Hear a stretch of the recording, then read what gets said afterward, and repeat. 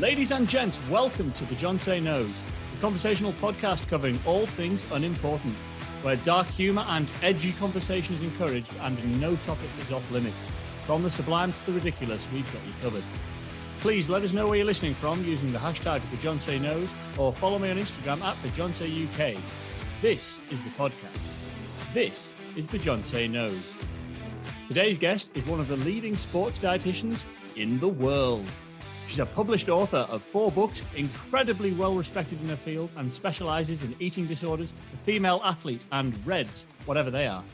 Here to tell me and exactly what they are and put the world to rights, it's the brilliant Renee McGregor.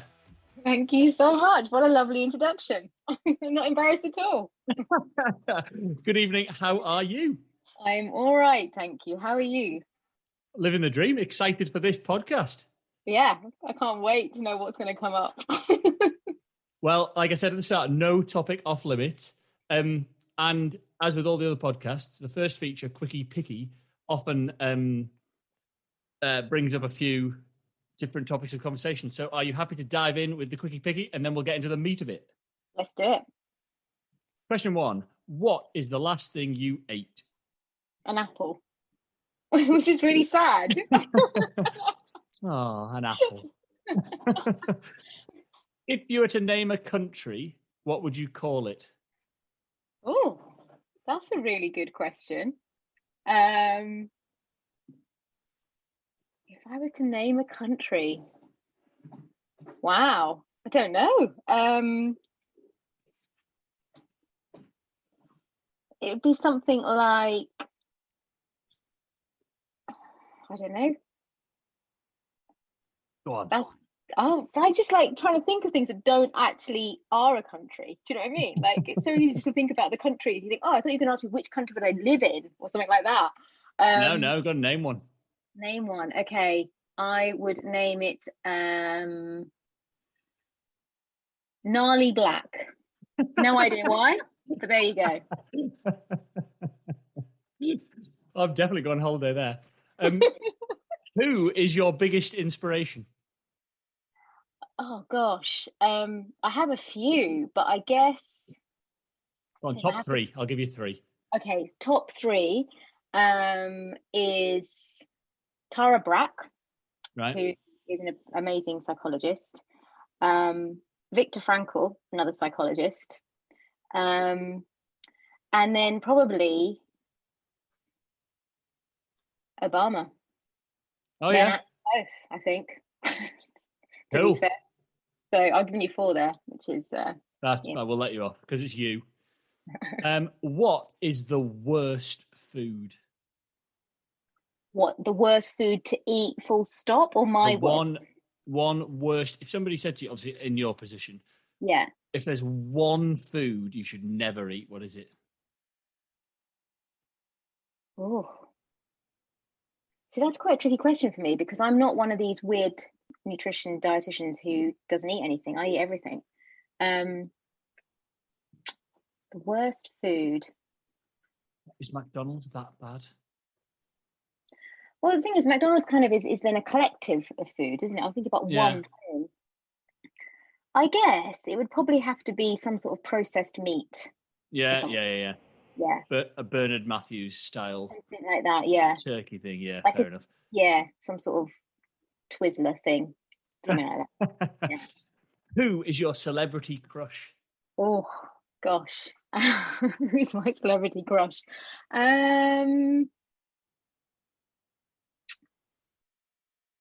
Again, good question. See, I wasn't ready for these at all. That's the idea. My celebrity crush. I always get really stuck when people ask me things like this because I probably do in the moment think, oh yeah, I really fancy that person. But then when it comes to being asked that question, I always forget who it is. They might be listening. It might be, you never know. I've always had a bit of a soft spot for Dermot O'Leary. Really? Yeah. I don't know what I expected, but that's not who I expected. Would you rather lose the ability to speak or lose the ability to see? Speak. Just Describe the taste quality of tofu in 3 words. You're not sponsored by tofu or anything, are you? No. No. I don't mind tofu, to be fair. So What? depends which version, but I like smoked, spongy. Yeah. Could be a bit bland. Yeah. I'm not sure spongy is going to be on the back of their packets anytime soon. No. If there's 3 questions left. If time travel was a thing, which moment in time would you go back to and why?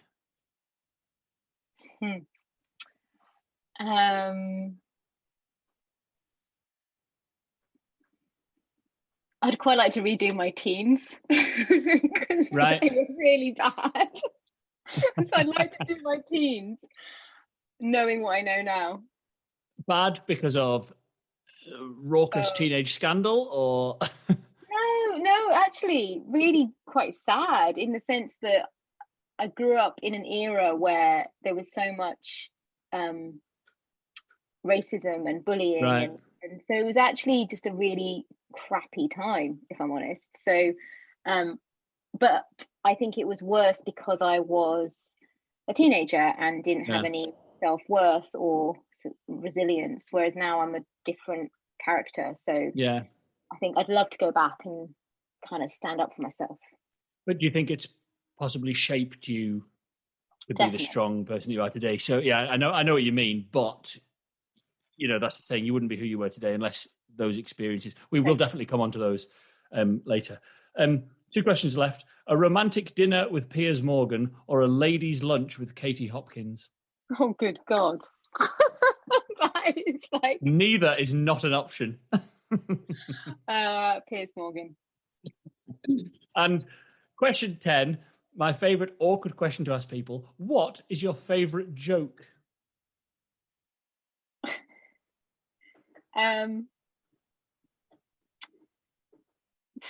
What is your favourite joke? I can't remember any jokes. My girls used to be really good at telling me jokes and I used to laugh at them. They were not funny, but I'd laugh at them anyway because, they're kids and you want to make them happy.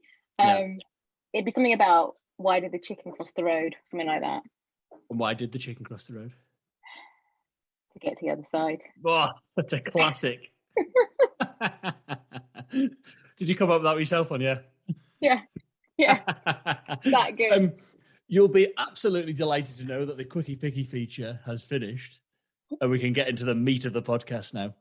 Great. I feel like I should now go back in time to the start of that and do that again. Well, that's why I don't give people them, because often the rushed or the sort of the unprepared answers are sometimes the most entertaining.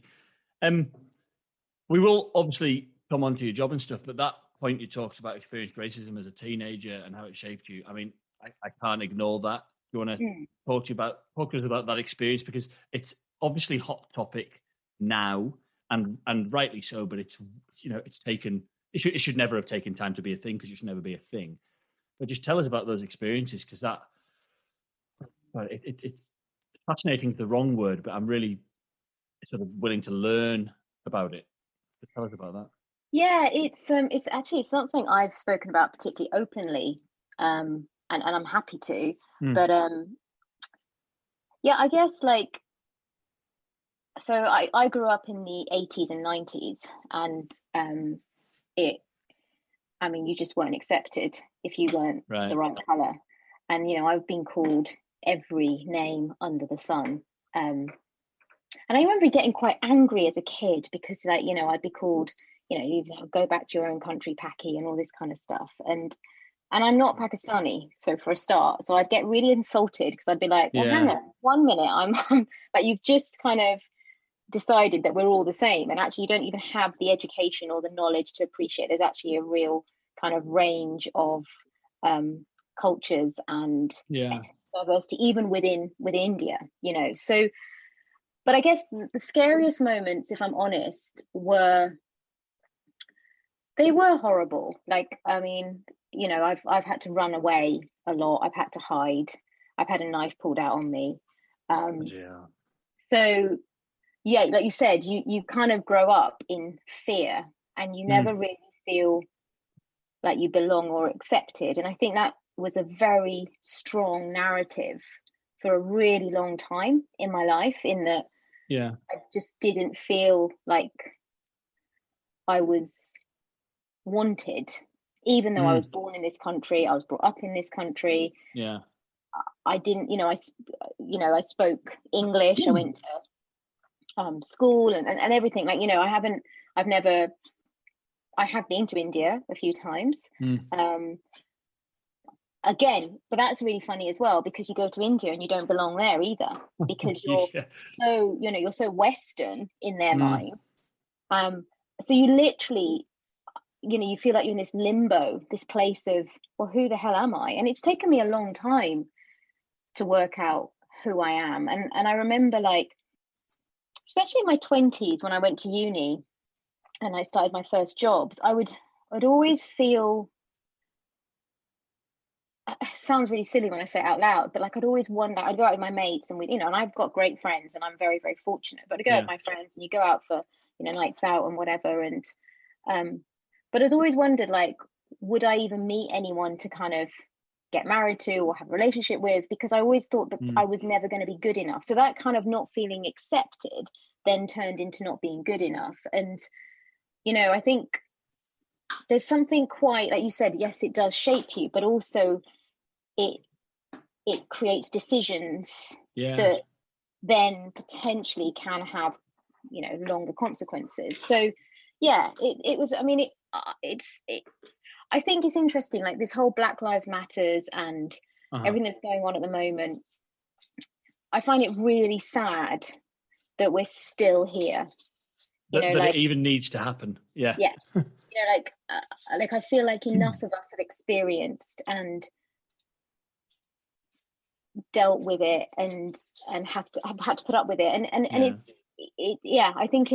I find it really, really sad. And I know that I'm now in a fortunate position in that the friends I have, the jobs I have, the partnerships I have, nobody looks at me in a kind of, well, who the hell are you type thing. And I know that. However, I feel like I've had to work incredibly hard, because not only am I of Indian origin, I'm also a female, and I've had to work incredibly hard. I feel like I've had to really, really prove myself in the industry that I've been in order to just for people to get to listen to me. I mean, I remember when I first started on Instagram, and I didn't even know what Instagram was, and this was only 2017, so we're not talking that long ago. And I was completely clueless. And it was when my last book came out, and the publishing company said, it'd be really good for you now to just sort of do some Instagram, because it would help with the promotion of the book. And so I was like, okay, well, I don't know what it is, but I'll give it a go. And I kind of suddenly went on this kind of this virtual world, and I was like, who are all these people? Like, I don't even know, I didn't even realize they existed.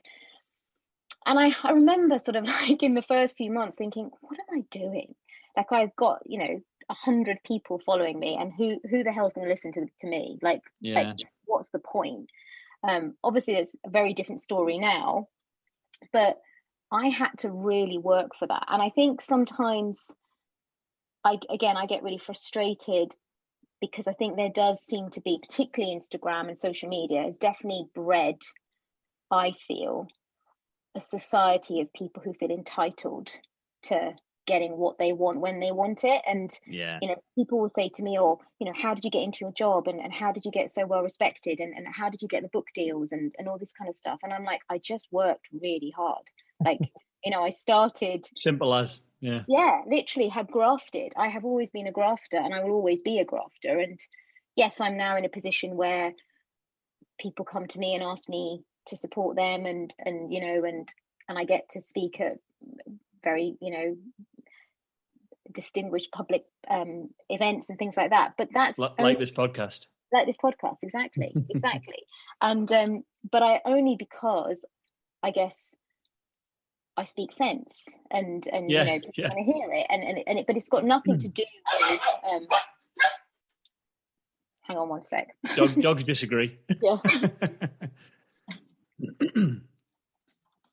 Just doing the podcast. As if the dogs know what a podcast is. Yeah, sorry. Someone's at the door. Yeah, so I feel like it's a funny one, like talking about it. I hate sort of playing the victim, and I don't like to create a sob story, but the dogs definitely don't like this story. They completely agree with you. They definitely don't like this story at all. But yeah, but it's true. It is my reality. My reality was that I had a really, really tough time growing up, because I grew up at a time when, it was just, it wasn't you weren't accepted if you weren't the right color. Yeah.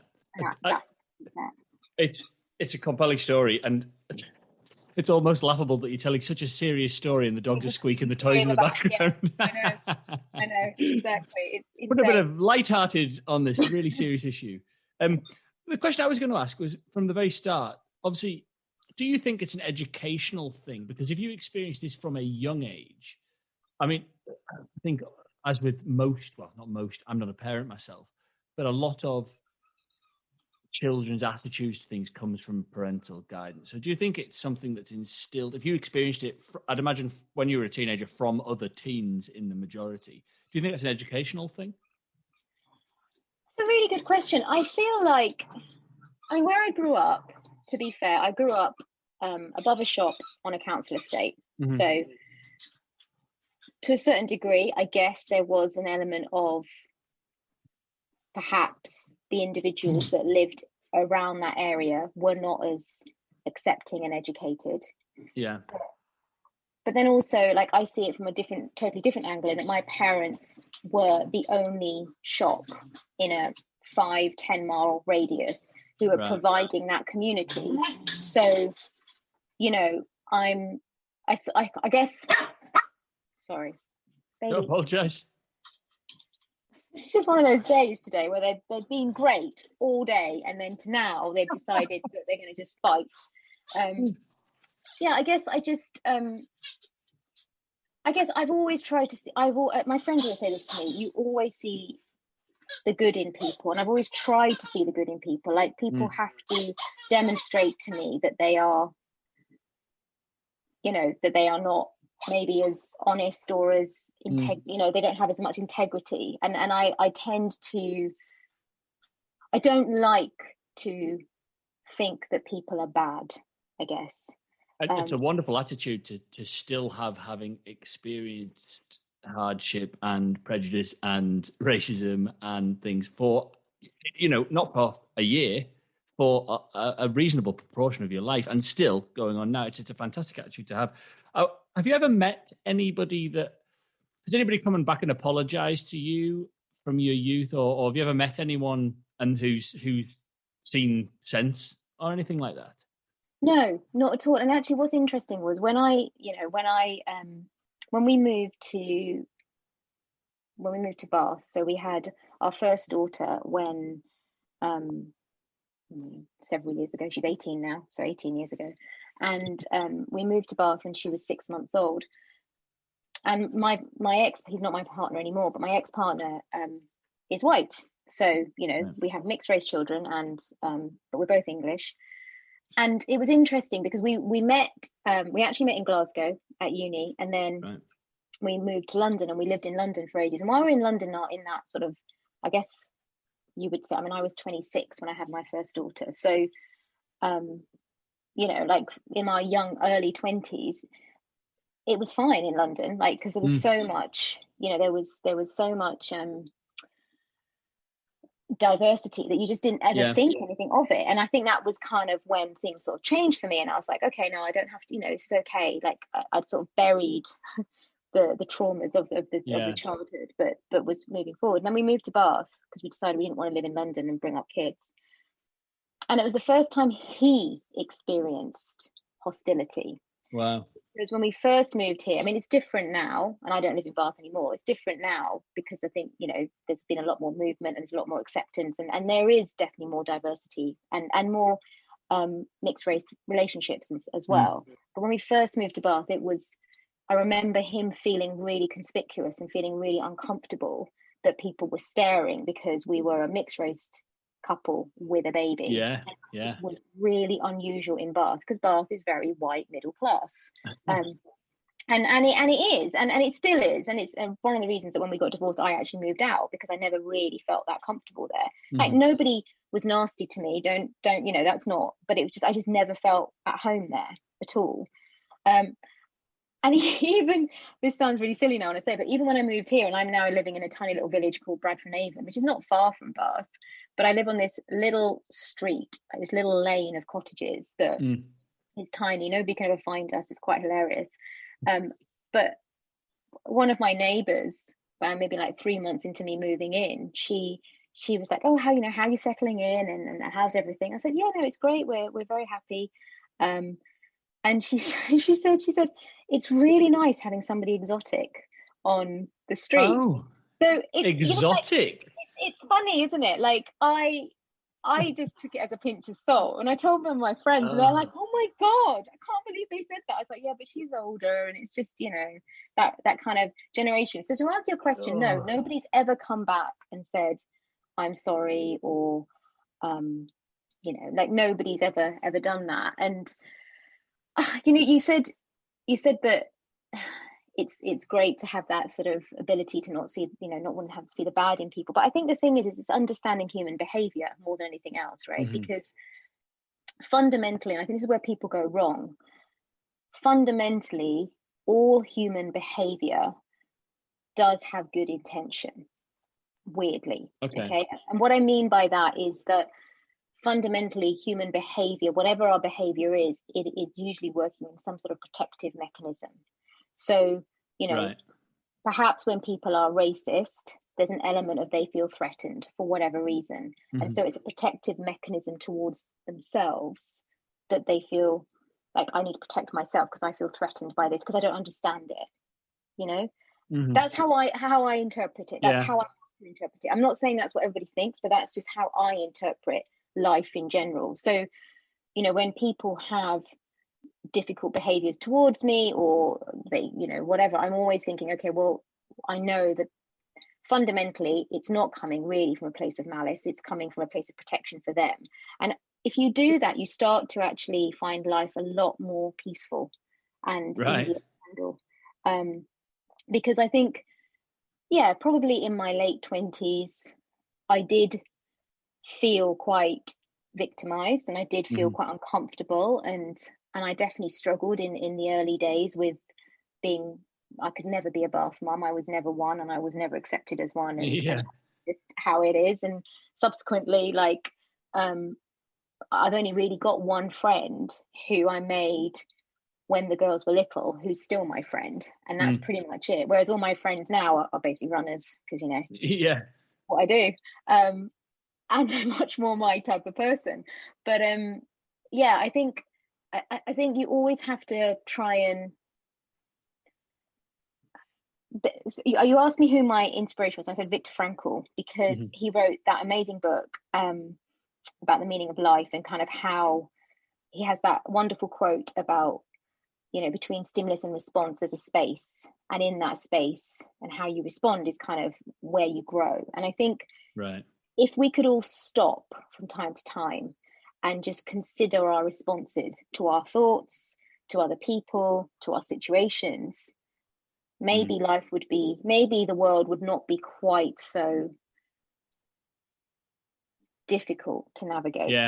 I just think the world, for me, I haven't experienced it, but I see the world as everyone's so short fused and desperate to argue for the sake of arguing. And you may be right. It may be coming from a position of protection, which is from a lack of comprehension.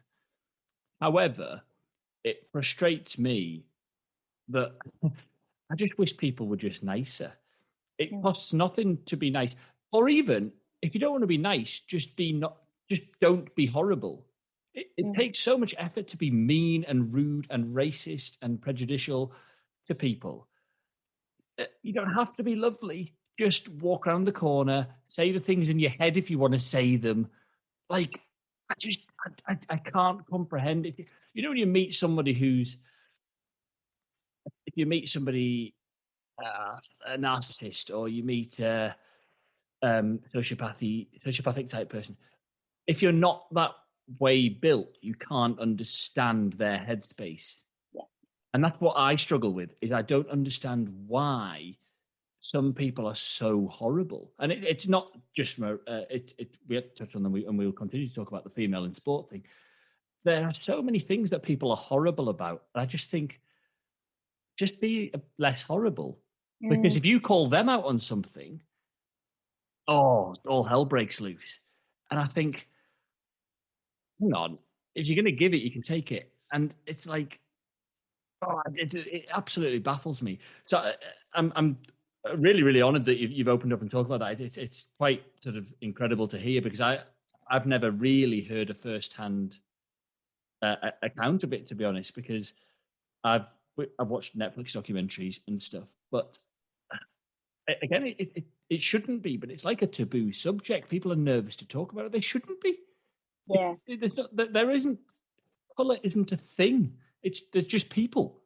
Totally. And that's kind of what I teach what I taught my girls, is at the end of the day, it's who you are and what you offer, rather than the color of your skin. If someone judges you by the color of your skin, then to be honest, do you really want to be available to them? Yeah.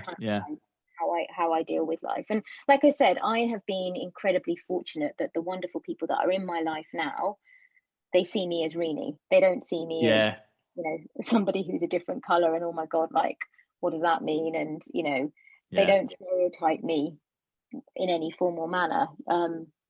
So yeah, I mean, I guess like one of my passions, and one of the things that I've been talking a lot with my team, and especially like with the whole Train Brave thing, is that we really want to encourage more diversity in sport as well. Like particularly, obviously for me, from my point of view, running is my thing, and I've always loved running, and particularly trail running and mountain running. And I turn up to races and I literally sometimes feel like I'm the only person who is Indian. I mean, there is definitely more diversity. There's definitely, we've got the black trail runners and this, but when it comes to definitely Indian people, there's a real lack of Indian people that run. And I think some of that again comes from their upbringing, in that it's always been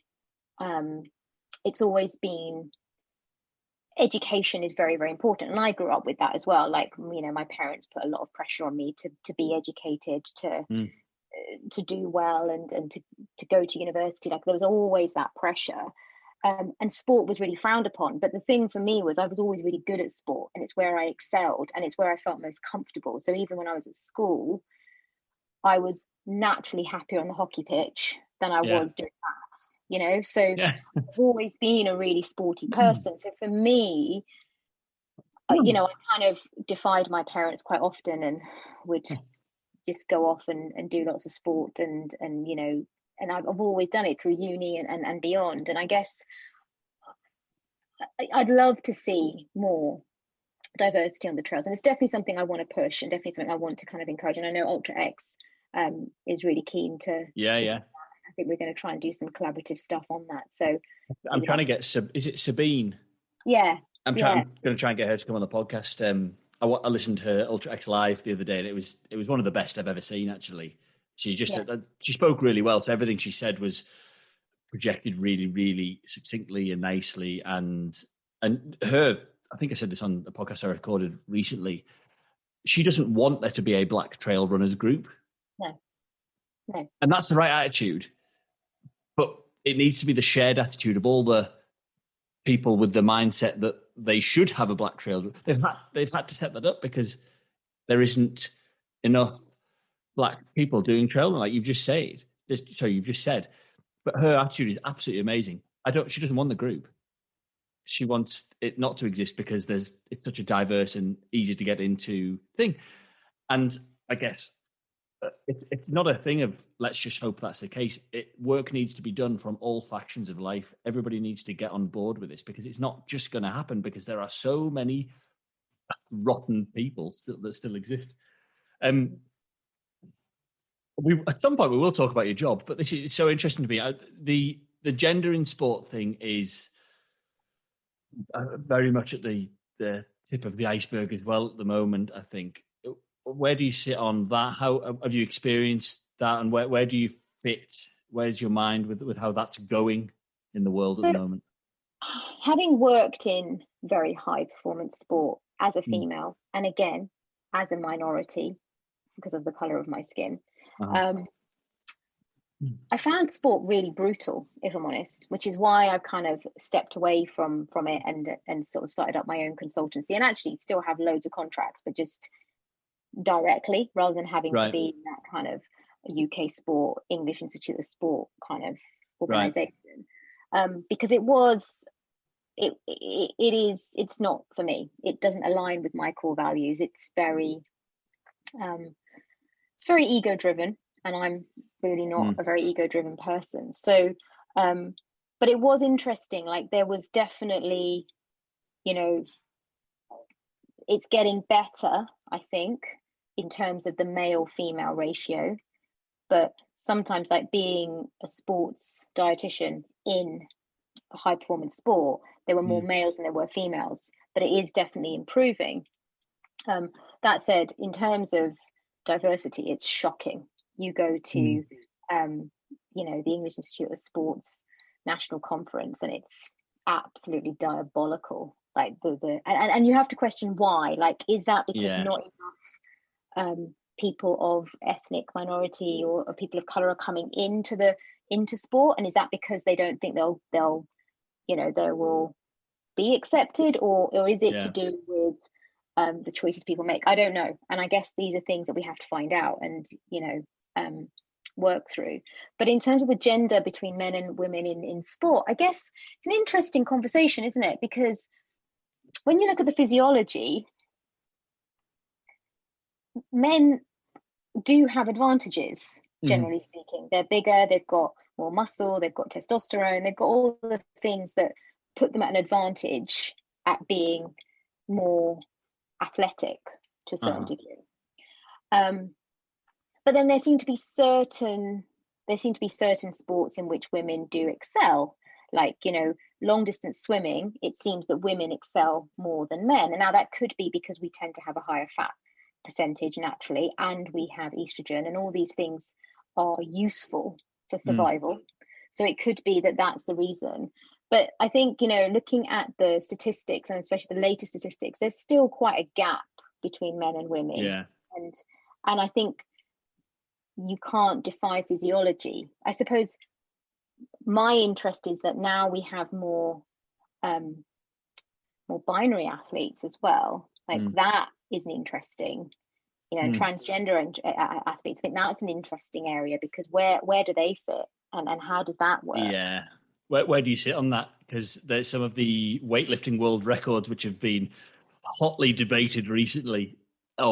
It's transgender athlete who's broken a lot of the women's weightlifting world records, I think I'm right in saying. Yes. Who was born biologically male. Now, transition, I don't know, where do you sit on it before I put my foot in it? Yeah, I mean, it's an interesting one, isn't it? I'm still not 100% sure, if I'm honest. I feel like there should be a space for everybody. Like, I don't have any issue with them competing, and I don't have any problem with people wanting to be what they want to be. And I think having come from, maybe not the same place, but having come from a place where you don't feel comfortable in your own skin and don't feel accepted, I definitely have no issues with people wanting to be what feels right for them at all. So there's no concern there from my point of view.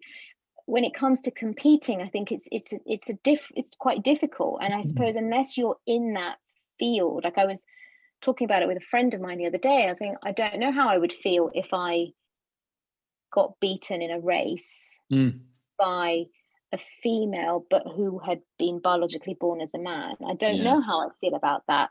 But then, is it any different to doping? Do you know what I mean? Like, in the sense that also means that we don't have a level playing field ever. So I think some people will struggle with it. Personally, I think we should accept everybody, and we just need to work out, perhaps there needs to be some element of, I don't know, maybe some sort of system where if that's the case, you add on a minute to their time or something. I don't know. Whatever decision is made will be debated. Yeah, totally. Yeah, totally. My thinking is just have another category, have the transgender category. And there'll be some people that listen and think, oh, no, that's separatist or whatever.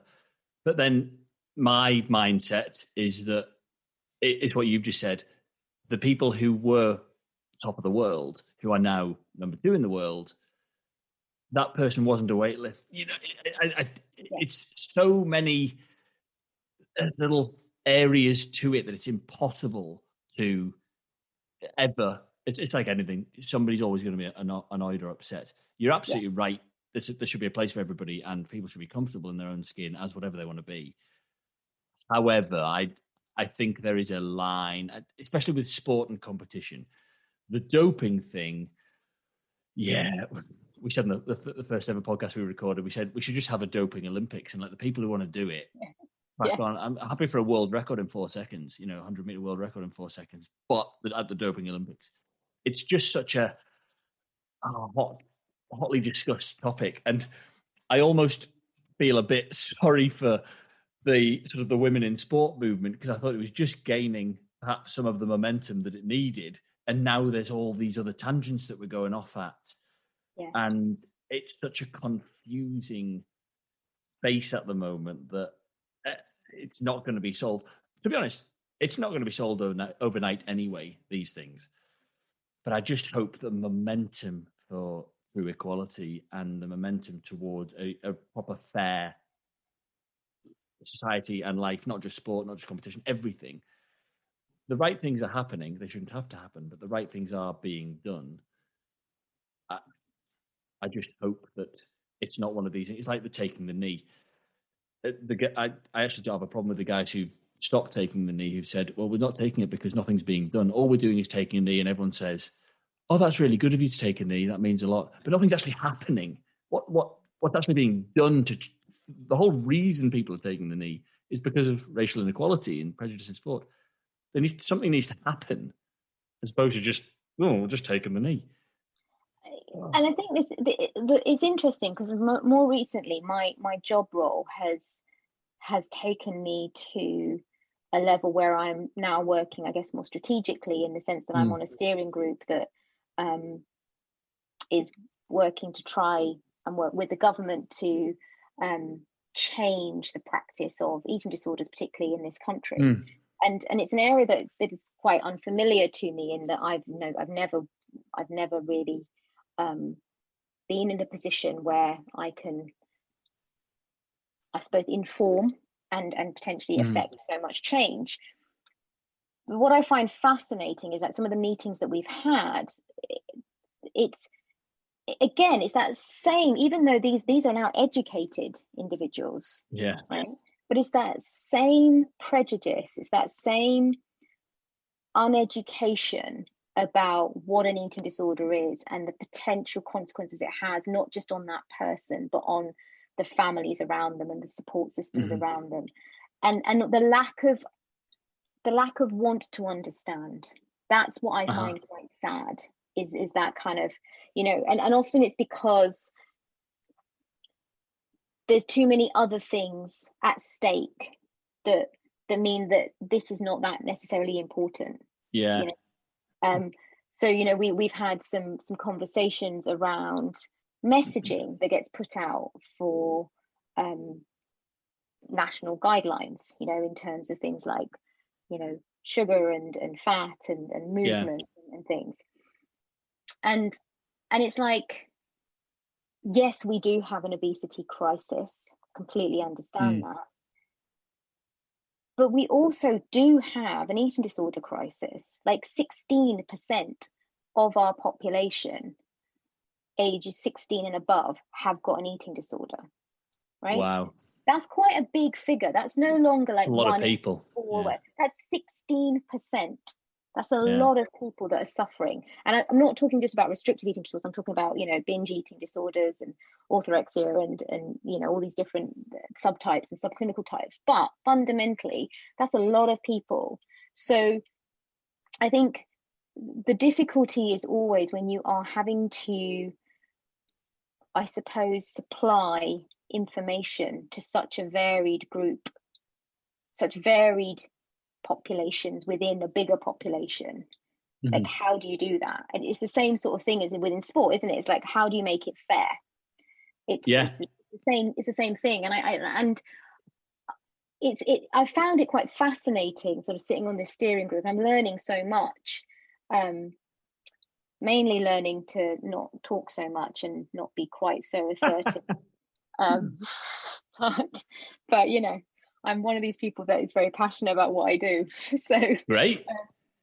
I had a conversation with my friend the other day. As long as I don't care what you're passionate about, as long as you're passionate about something, doesn't matter what it is, as long as it's something. Yeah, exactly. But yeah, I think, and I don't like, again, there's no easy answers to any of these questions that we're even posing on this podcast. Like, and a lot of it will come down to your response and your views, and probably the way you were brought up to kind of understand and accept. So you're either going to come from a background where you will try and understand and hopefully accept, or you're not. And you know, I think that's that difference, isn't it, between that kind of very fixed mindset and a growth mindset. And I've always had a growth mindset, and you know, I'm definitely somebody who never sees myself as failing. I will learn from every experience because I want to grow as an individual. And I think I had a client today, and she's done brilliantly. She's just done so well, and I'm so proud of her. And she's like, I can't believe, like, I'm starting to realize that I've had this problem for 20 years, but I've only now just started to work it out because you've helped me to understand why I've needed it and what the purpose of it was, and all these different things. And she said, but I know it's not going to be fixed overnight. And I was like, well, no, it's not. But now you can continue to evolve, and you will.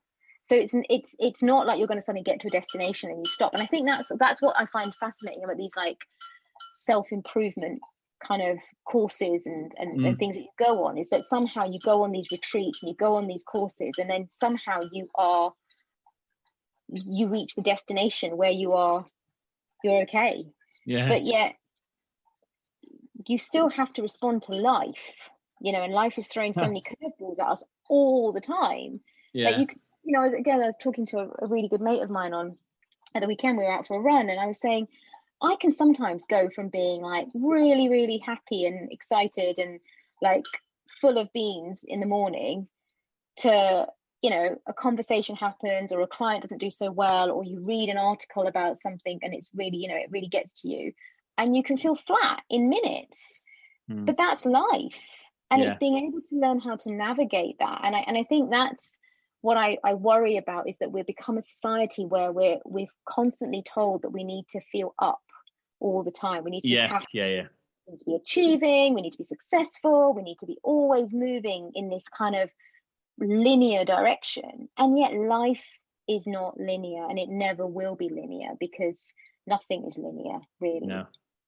So I love the phrase "the University of Life." You know, it's true, isn't it? You shared on your talking about eating disorders. You shared on your Instagram, the other day, because obviously the tragic passing of Nikki Graham, and you said how nobody. I thought it was quite poignant. You said nobody should die from an eating disorder, and I mean, absolutely true. How is that? Is that been a sort of a pertinent discussion? Because obviously high profile. So it's difficult, isn't it? It's horrible that it happened, but in some ways you've got to take the good. I don't mean the good, but you've got to take the momentum that a public happening like that can have into your industry. Do you think something like that is going to put a bit of an impetus into things becoming more public, being sorted, or do you think it's one of those things that'll happen and then it'll sort of fizzle away again because it's taboo? This keeps happening, right? It's not new. We've had many high-profile people die of eating disorders. You know, in my kind of career, I've seen this. I think it's again, it's come at a very poignant time, because we also know that through the pandemic, eating disorders have risen exponentially. And so it comes at a time where I think it's very topical. But, you know, the statistics show us that somebody dies of an eating disorder every 62 minutes. Is that right? So, you know, like I don't want to dismiss the sadness of Nikki dying at all. And actually even like, you know, Sushi Phillips last week, who actually I knew, it was really quite upsetting to know that I you know, I say I knew her. I met her a couple of times at events. She'd come to events that I used to throw or would be invited to, and we would often talk. And she was incredibly stuck and poorly, but she really wanted to get better, like that. And I think that's what upset me reading her story, is that I feel like potentially the pandemic probably affected her more, which is why she lost her fight. So yeah, I mean, it's incredibly sad, and I hope we can use some of these examples to demonstrate that this cannot continue. An eating disorder is a really serious mental illness, but with huge physical manifestations and consequences.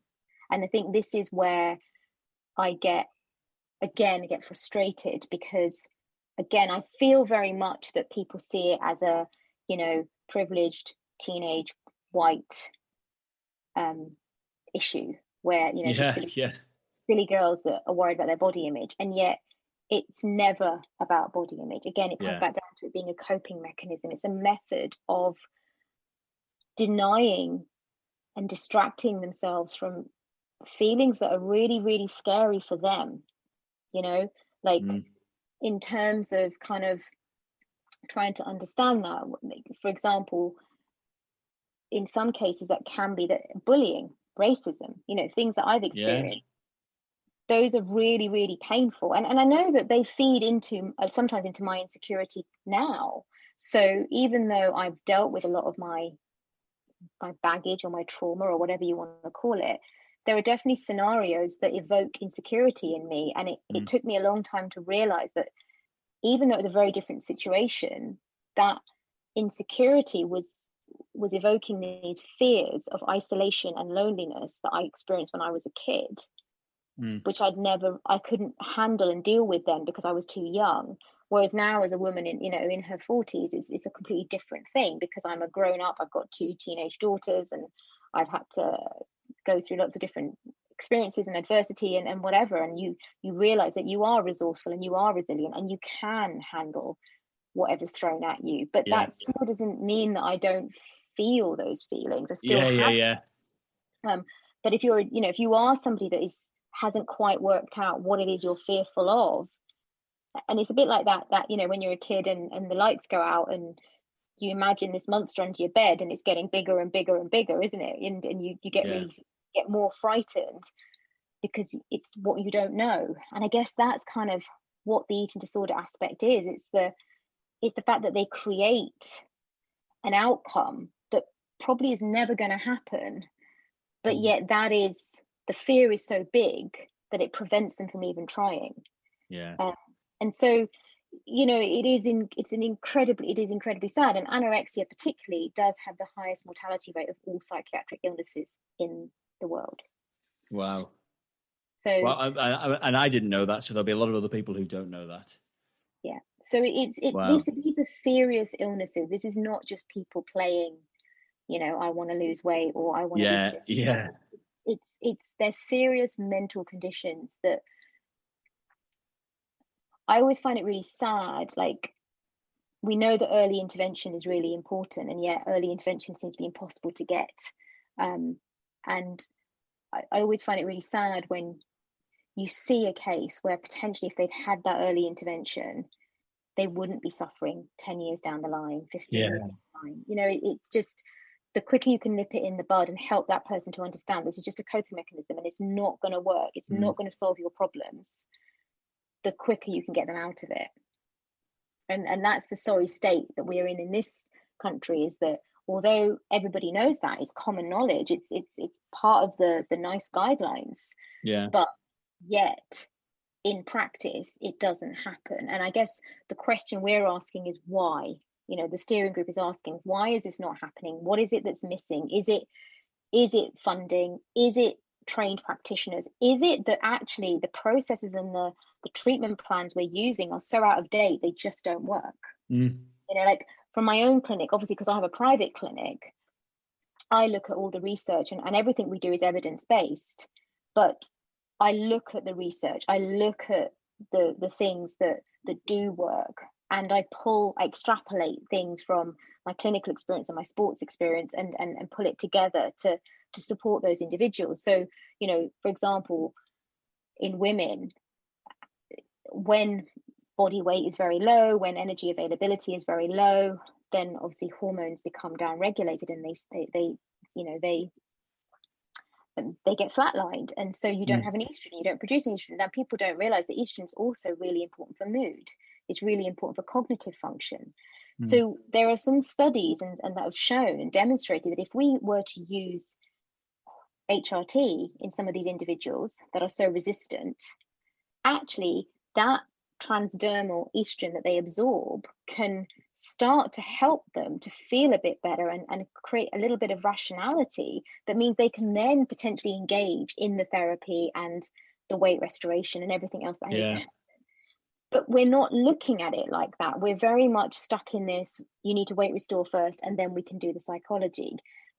But it's not as simple as that, because the person is so stuck in their fears. That you can't. So, I feel like it's frustrating, because I understand why we have to have policies and protocols within the NHS. I get why we have to be quite confined and I'm not for 1 minute dismissing all the hard work that happens. I mean, I used to work in the NHS. I've worked with many very sick people in the NHS, but what made me leave eventually were the processes, in the sense that I couldn't practice in the way that I needed to support these people. Right. You get to the point where you're like, I want to be a practitioner. I can make more of a difference. Yeah, totally. I want to improve the quality of people's lives, and I'm constrained by rules and regulations that I can't, not only that, I'm also constrained by postcode lotteries, because I can't work with that person, even though I've worked with them on the ward for 20 weeks. I can't work with them in the outpatients because my funding doesn't cover that postcode, and that's not okay. And you don't want to say, look, this is where I say goodbye to you. You're in the middle of your journey, and this is where I leave you. The person who knows you best. Exactly. And I think that's what I find frustrating, and I guess why I'm so passionate about what I do, because I know that there are ways that if it was managed differently, we could prevent so many people from suffering. That is, my brain hurts. It's so interesting hearing these stories from a field I know little to nothing about. I call this podcast Beyonce Knows, mainly because it's a very sort of cheap play on words. But I do say Beyonce knows certainly more than he did before we started this podcast this evening about things like eating disorders. I think that's probably a nice time to go to the ad break. And when we come back, we're going to learn hopefully some more lighthearted conversation about your legend and loser of the week. And we'll dive a little bit more into your job as well. So we'll be back after the ad break. After the really deep and quite shocking discussion I've just had with the wonderful Renee, here's a special ad break for this episode of Beyonce Knows. If you're prejudicial to anyone from a different ethnic background other than your own because of the colour of their skin, then you're a racist and you're also a twat. That's the end of the ad break. Welcome back to the Beyonce Knows podcast. I'm joined by Renee McGregor, world-leading sports dietitian. It's been an absolute pleasure the first half of the podcast. Are you having a good time? I am. I still feel slightly affected by those quick fire questions at the beginning, but it's okay. It's all good. I like to throw people off. So we're going to go into the legend and loser portion of the week of the podcast. Do you want to go first or second? Second. Second. Okay, my legend. Do you watch my legend of the week? Do you watch Line of Duty? I've watched like a couple of episodes. Okay, well, my legend of the week is Detective Superintendent Ted Hastings for last night's episode, full of absolutely rip-snorting quotes, and I've written it down here so I don't get it wrong. It was classic. He had a few mother-o'-gods in, but his instantly infamous phrase from last night's episode, Jesus, Mary and Joseph and the wee donkey it's all over the memes on the internet. It was absolutely glorious when he said it. So that's my legend of the week, Detective Superintendent Ted Hastings. My loser of the week is Ryan Giggs. He is clearly a complete twat. I mean, forget his most recent indiscretions. He had an 8-year affair with his brother's wife. 8 years. And Manchester United fans still seem to think of him as a club legend. He's now been charged with allegedly assaulting his ex-girlfriend. But he's just a horrible piece of work. I hate him. I'm a Liverpool fan, so I obviously dislike Man United. But I just think Ryan Giggs, loser of the week, can't stand the bloke. Tell me, who are yours? So my legend of the week is definitely Marcus Rashford for his new app supporting families on low income. He is amazing. I think he's a legend. I think he's brilliant. I just, I love everything he's doing. How he's fought for school meals throughout this pandemic for kids that need it. I think he's brilliant. So he's my legend. My loser is probably really very well. I think it's probably a little bit predictable, but it's Boris Johnson for all the Bojo. Just all the stuff that's going on at the moment. I never really particularly respected him, but the stuff that's been happening over the last 24 hours about his, piles of bodies. Yeah, exactly. Yeah. That quote. I'm just like, oh my God, how as a prime minister, even myself, as somebody who could be quoted, I'm really mindful about certain things that you say. Yeah. And I'm just like, oh, you're not coming back from that one, Bojo. Yeah. If there's anything you're not comfortable saying, just text it to me and I'll say it, because nobody cares what I say. I will do. Yeah. So it was nice actually that Man United got a positive spin, on the shit sandwich that Ryan Giggs has caused. Marcus Rashford, who is an absolute godsend. The man's a legend, and he's so young. Yeah. And making such a difference. He's cool as. Bojo, I completely agree with. The floppy-haired moron. I just don't know if Keir Starmer is much better, but he seems to be a nice... we saw him get kicked out of the pub the other day. It was hilarious. But I just think he's probably a nicer bloke. And I voted Conservative. Wow. Hold a general election now, I reckon they'll get 2% of the vote. Oh, my God. Yeah. The place is a mess, isn't it? Let's face it. Yeah. We're just the laughing stock of the world, and proud to be British. Well, yeah, that's phasing out. Phasing out, is that word? Fizzling out. Fizzling out. Phasing out. Oh, well, there you go. Making up a new word on the Johnson podcast. It's interesting, isn't it? Because I felt like we sort of claimed a little bit back because we were really on it with the vaccines. I know. And then boom, we did it again. I know. And it shouldn't be surprising anymore, but it is. So I introduce you as a world-leading sports dietitian. Yeah. Diets, obviously diet, part of the word. Do diets work? No, is the answer. I'm so glad you said it. Yeah, and it's interesting, isn't it? Because the thing is, some people will say they do because, it worked for me and I'm, and all this kind of stuff.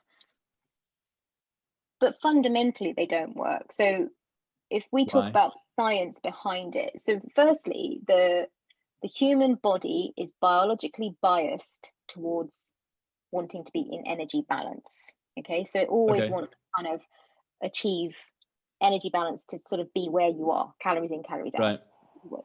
I hate that term, but in the simplest form. But actually, even more so, it's more biased towards a positive energy balance than it is a negative energy balance. Okay, so it prefers to be slightly above than it does below. So actually, do you mean, so for the uneducated amongst us, positive energy? You mean having more energy than you need? Yeah. Right. Yeah. It does tend to prefer that. So the problem we have, though, is that yes, we create these deficits that people do on diets, and even with, moving more potentially, you create these big deficits. Now, when we move more, we do more sport, we just get more hungry.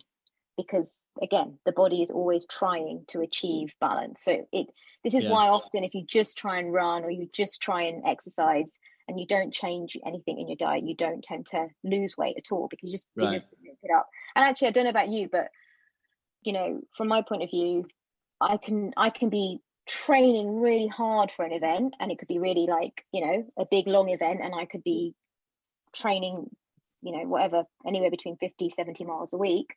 Yeah. Or I can be doing absolutely nothing.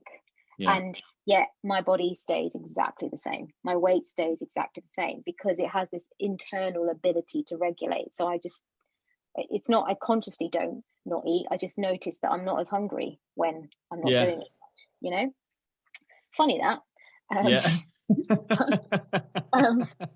You would think that most of us would realize that, but no, because we have Instagram, everybody thinks they have to eat in a certain way, and we've lost that inability to read our internal cues. So the problem is, though, if you then do create these deficits, if you do kind of start to reduce your energy intake and increase your movement, or just reduce your energy intake, while yes, initially you may start to lose some body mass, you don't always change body composition. That's a really important thing. So the body composition aspect is quite important, because fat-free mass, so muscle, lean muscle, basically is much more metabolically active. So although you might be losing mass, if you start to lose too much muscle, you also lose aspects that increase your metabolic rate. So what often happens is the body gets to a point where it goes into compensatory behaviors, and then it gets to a certain point where it just goes, do you know what? I can't operate at this because there's not enough energy now for me to do the fundamental work that I need to do. It's a bit like your iPhone being on low battery mode. It just starts to shut everything down, and that's exactly what happens. So this is why some people will get so far and then it will stop. And unless they cut back even further, which then makes them feel really miserable, because they basically have unsustainable, because you can't just keep going down. And also then what happens is when they potentially give up and then go back to eating how they were, usually the body kind of will overcompensate to start with and take on excess. So not only do you eat what you used to, but you tend to eat a bit more. So you can actually end up, this is why this yo-yo dieting thing has been that's why yo-yo dieting exists, because people go up and down to the point where then the body just gets so confused that it doesn't respond to anything. And that's one of the primary reasons, I guess, where people's weights fluctuate so aggressively, I guess, is it? And normally as humans, we all have a range in which our body operates best at. So we have this, what we call our natural set point. And for most people, that will be about a 5 kilo change across their lifespan. So, and you might find that, especially once you become an adult, you might find that some years you're at the bottom of that range and some years you're at the top of that range, but that's where your body's really, really comfortable, and it will work really hard to maintain that for you. When we start to push it either side, it then becomes more confused. So this is what I mean. But if you start to kind of drop it too low, it goes, well, hang on a minute, I can't work at this point. So this is when it starts to shut things down. And people don't lose weight. And actually, people tend to maybe hold on to more body fat as well. So what we do know is that if you do want to lose weight, if you legitimately need to lose weight and you want to lose weight, the best way in which you're doing it is actually, believe it or not, is having a really, really small deficit. So it's actually having literally no more than a deficit of about 100 calories a day, which is going to take a very long time, but it is sustainable. So, and it's gradual, and it's the healthy way to do it. Yeah. And if you're then doing exercise alongside that, then you're obviously going to create some muscle mass as well. So then you can maintain that metabolic rate as well. So there are means and ways of doing it, but you have to be quite careful about what you do and be patient as well. So it's funny, isn't it? It's almost a simplistic summary. Eat healthy, exercise a bit, and you'll probably be all right. This is the problem. And people, you see, I have Hannah, shout out to Hannah, our dear friend who's on a recent podcast of Twice the Health. She put it quite nicely. She has no problem with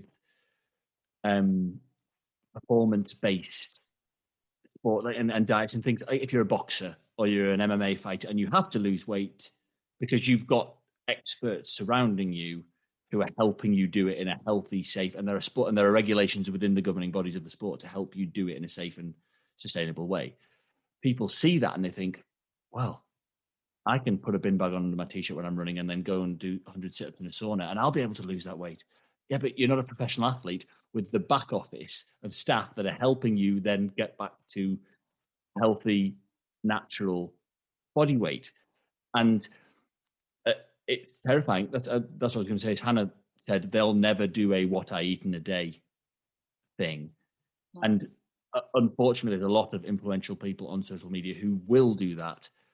But then the people listening to them might have a natural body weight of 4 stone more or bigger frame or anything. I'd imagine that's an internal frustration for you, is it? Oh, totally. I mean, I spend a lot of my time educating influencers on what they should and shouldn't respond to on messages, because, just because somebody says, oh, I want to lose weight or I want to get a 6-pack or whatever it might be, and you might have the answers, but you don't know anything about that person. Like I as a regulated practitioner, I cannot offer any personal advice on Instagram whatsoever. So it doesn't matter. People still keep messaging me, but I still can't offer you any advice. I can't tell you. I can't. I get reams and reams of messages, and it's lovely that people think I can, but I can't because it's against the rules. So, but I guess the problem with certain influencers is that they don't have that regulatory body, and so again comes back to what we talked about right at the beginning. I don't doubt that these individuals are just trying to help. This does not come from a place of malice in any form or manner. However, it's irresponsible and dangerous because you don't know anything about that person. You don't even know if they're the weight they're saying they are or the situation they're in is true.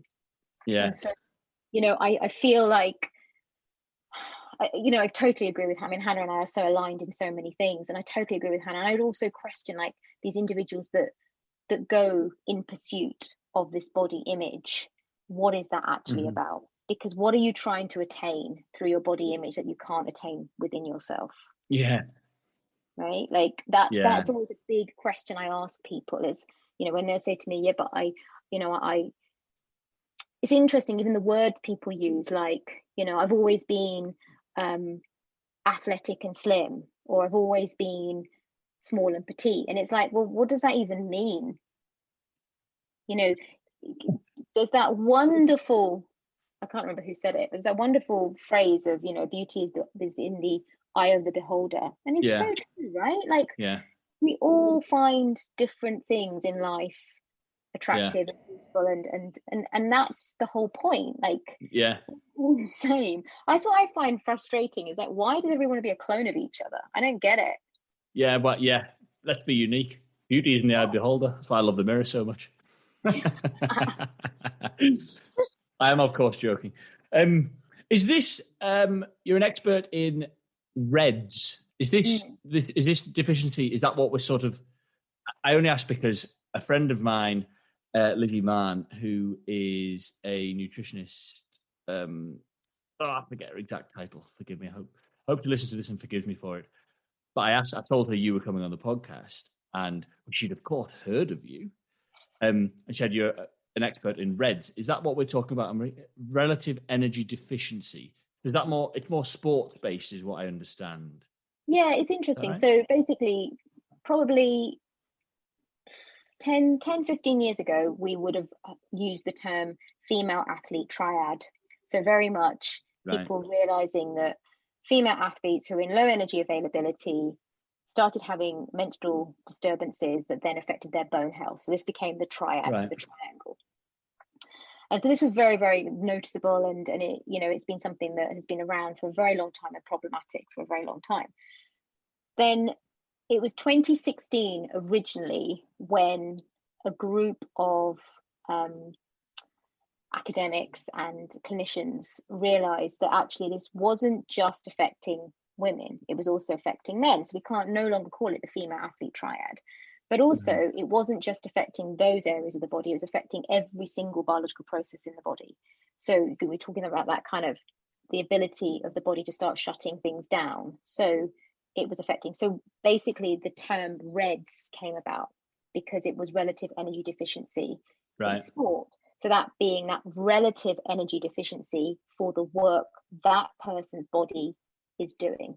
And the work that person's body is doing being training they do, all their normal movement that they do, but also all the work the body needs to do to stay alive. So digestion, your cardiovascular system, your respiratory system, your bone health, your brain, your circulatory system, your endocrine system, everything became affected, everything. And this is where REDS has come about. So yes, often I'm told I'm put there as one of the experts in this field, but I think it's interesting because it's still quite an emerging area. But a reason I guess I know so much more about it is because of my clinical background and my work in eating disorders. There's big overlap. So actually, one of the conversations I was having in our steering group the other day is when we were talking about different practices. I was like, you need to start looking at some of the studies in sport, because actually they are exactly the same situation that's occurring in people with eating disorders. It's just that we associate that with athletes and this with non-athletes, but it's the same thing, right? So the only difference is that with REDS is that it can be voluntary or involuntary. So you can have individuals that just genuinely don't realize how much food they need in order to do all the work they need to do. But then you also have voluntary REDS, which is a very much a conscious decision for that person to restrict their energy intake. Okay. So and fundamentally that is still an eating disorder. That is very much an eating disorder within sport, or an eating disorder with exercise dependency, however you want to put it. So they're consciously doing it, but they're not doing it because they want to. They not because they want to. You know what I mean? They're doing it because they think they should to look a certain or whatever. Yeah. Yeah. Also, or again, it comes back down being to that coping mechanism. So you put an individual with very high expectations and that very determined mindset that athletes have into a competitive environment.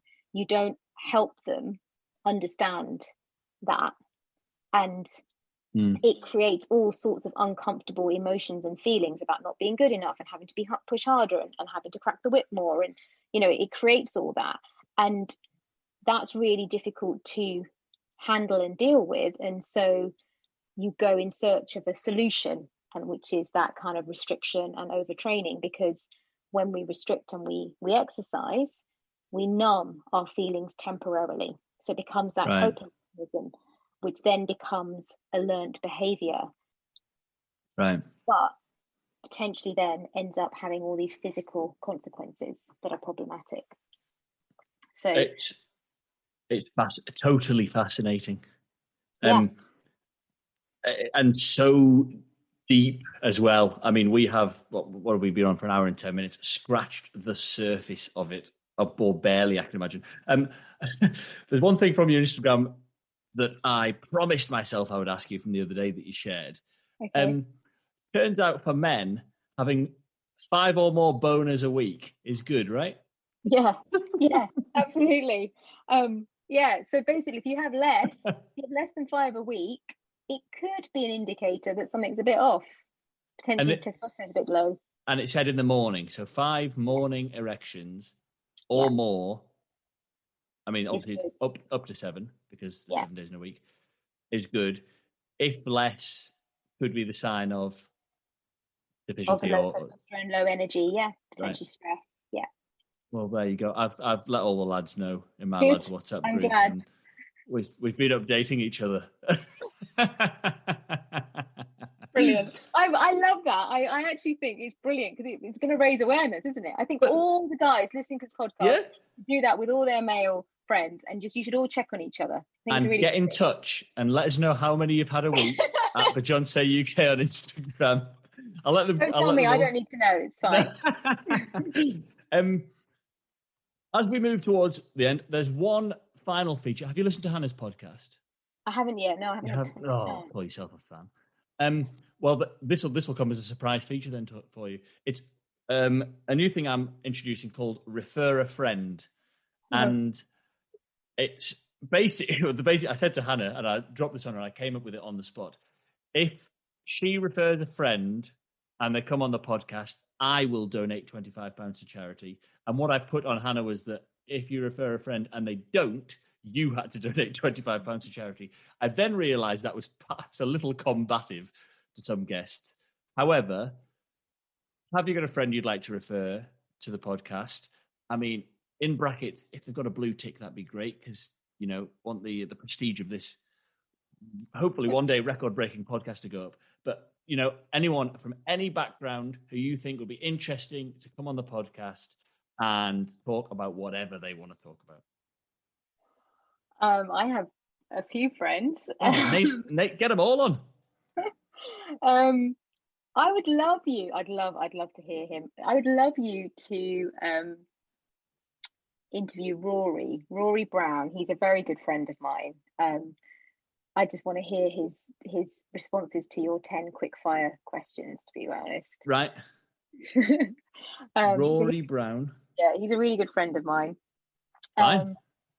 He'd be great, I think. You'd have a laugh.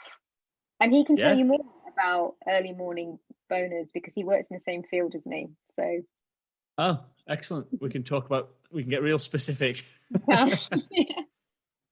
Well, there you go. Rory Brown. We'll have him on and we'll do an entire hour on how many erections each of us have had that week. And you know what? He'll probably share, knowing Rory. He'll be fine. He sounds like a fantastic guest. This has been... Oh, I forgot to ask. Am I seeing you up at Scotland, Ultrek Scotland? I'm not doing Scotland. I am doing the Spring Trail Series. Spring Series. I'm now not doing that because I've decided semi-last minute to go do the 2-day. That's a shame. Well, hopefully our paths will cross at an Ultrek. Oh God, I'm sure they will. I'm sure they will. Or are you going to come down to the summit in hopefully, July? Yes, hopefully. Cool. Ultrek Summit in July. Yes. Yeah, hopefully. This has been so interesting for me. I've learned Beyonce knows a lot more than he does. He did earlier this evening on some of the topics we've covered. It's been inspirational to me. Your sort of resilience from some of the stuff you've experienced in your youth and still experiencing to this day, as you've touched upon, is quite astounding. And your attitude is honestly really, really inspirational, but also your knowledge levels and how hard you've worked to get to where you are. I just love listening to people who are good at what they do and passionate about it. And that's the best thing about doing this podcast is I get to meet people and talk to people who love what they do and are passionate about it. And it's been, I'm going to put this out there, it's been the most interesting podcast so far. Oh, thank you. That's very sweet. Thank you. Thank you so much for your time. I've absolutely loved it. No, it's been great. I didn't even realise that we've been talking for an hour and nearly 20 minutes. This will be the longest one yet. Cool. So, yeah, I've absolutely loved it. So, yes, I hope our paths cross soon. But yeah, I'm sure they will. From me and all the other chicken Bijons, thank you for coming on to the John Cena podcast. Thank you for having me.